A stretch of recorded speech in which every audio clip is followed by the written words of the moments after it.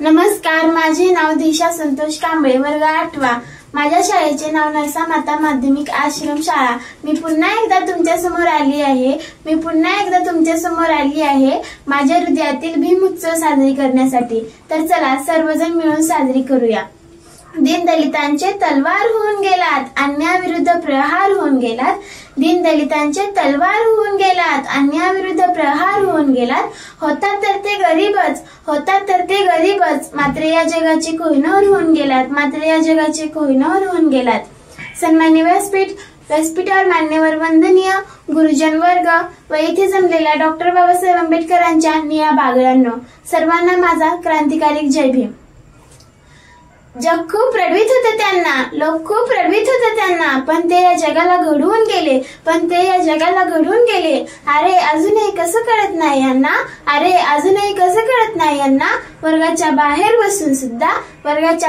बसून सुद्धा ते या भारताचे संविधान लिहून गेले। अशा या महामानव डॉक्टर बाबासाहेब आंबेडकरांच्या जयंतीनिमित्त सर्वप्रथम नमन करून मी माझ्या भाषणाला सुरुवात करते। असा मोहरा झाला नाही पुढे न होणार, भीमरावांचे नाव सतत गरजत राहणार। डॉक्टर बाबासाहेब आंबेडकरांचा जन्म 14 एप्रिल 1891 रोजी झाला। त्यांना वाचनाचा छंद खूप होता।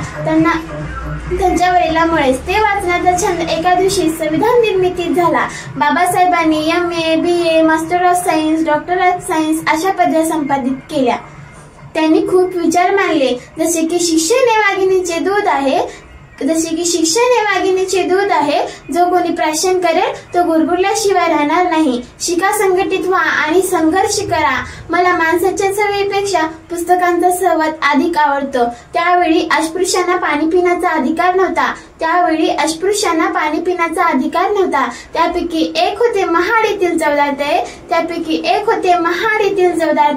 बाबासाहेबांनी 20 मार्च 1927 रोजी महाड येथील 14 तळ्याचा सत्याग्रह करून लोकांना पाणी पिण्याची उपलब्ध करून दिले। संविधान लिहिण्याचे कार्य डॉक्टर बाबासाहेब आंबेडकरांनी केले। जगावं कसं, अन्यायाविरुद्ध लढावं कसं, वादळासमोर उभं राहावं कसं, शिक्षणाची स्वप्ने साकार करावी कशी, संघर्षातून घडावं कसं, हे बाबासाहेबांनी स्वतःच्या कर्तृत्वातून आपल्याला नव्हे तर संपूर्ण जगाला दाखवून दिले।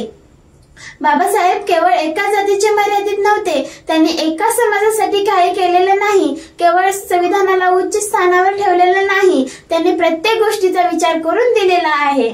ज्यामुळे स्त्री आज पुरुषांच्या खांद्याला खांदा लावून एक पावलाने पुढे आहे।